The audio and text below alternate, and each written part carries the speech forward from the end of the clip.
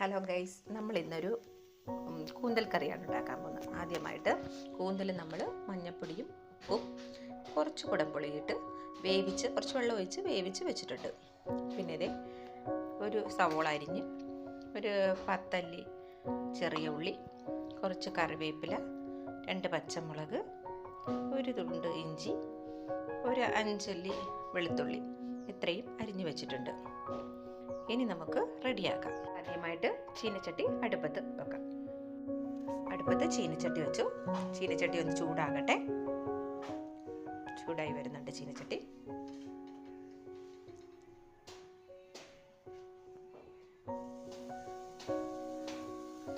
എണ്ണ ചൂടായി. ഇതിലോട്ട് നമുക്ക് കുറച്ച് കറിവേപ്പില ഇടാം.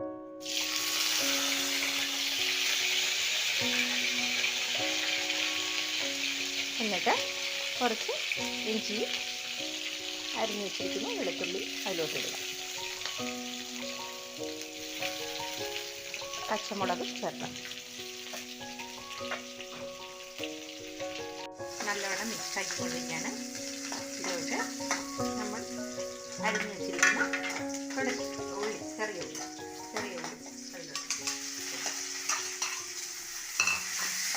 നല്ലവണ്ണം മിക്സ് ചെയ്യുക.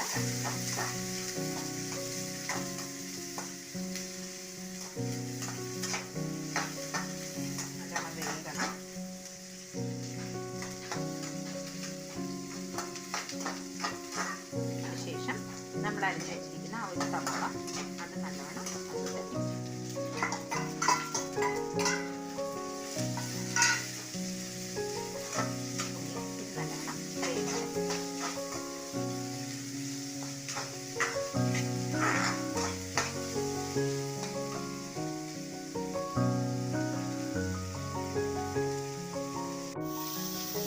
എണ്ണയിൽ വഴറ്റിക്കൊണ്ടിരിക്കുക.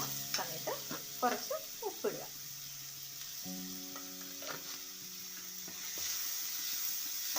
നല്ലവണ്ണം വേകട്ടെ.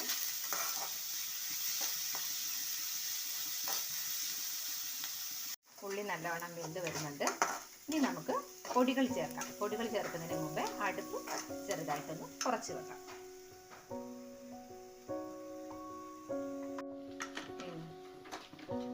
ഇനി നമുക്ക് പൊടികൾ ചേർക്കാം. തീ കുറച്ച് വെച്ചിട്ട് വേണം പൊടികൾ ചേർക്കാൻ, ഇല്ലെങ്കിൽ കരിഞ്ഞു പോകും. മഞ്ഞൾപ്പൊടി ചേർക്കാം. നല്ലോണം മിക്സ് ആക്കുക.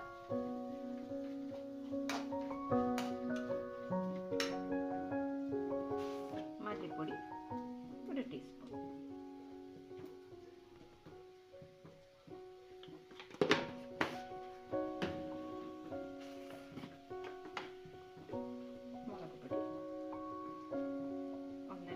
ചേർത്തിട്ടുണ്ട്. ആവശ്യമുണ്ടെങ്കിൽ ചേർത്താൽ മതി. ഇനി കുറച്ച് മസാലപ്പൊടി, കുറച്ച് കുരുമുളക് പൊടി, ക്രഷ് ചെയ്ത കുരുമുളക് പൊടിയാണ്. നല്ലവണ്ണം വഴറ്റുക. തീ കുറച്ച് വെച്ചിട്ട് വേണം ഇതിലോട്ട് മിക്സ് ചെയ്യാൻ, അല്ലെങ്കിൽ കരിഞ്ഞു പോകും.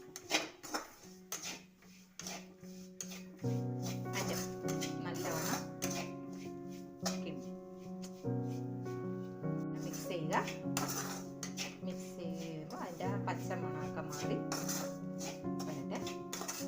അതിനുശേഷം നമുക്ക് വേവിച്ച് വെച്ചിരിക്കുന്ന കൂന്തലെടുത്ത് ഇതിലോട്ട് മിക്സ് ചെയ്യാം.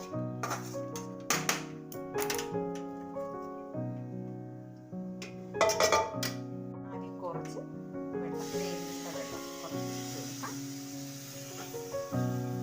ഇത് നല്ലവണ്ണം മിക്സ് ആക്കാം.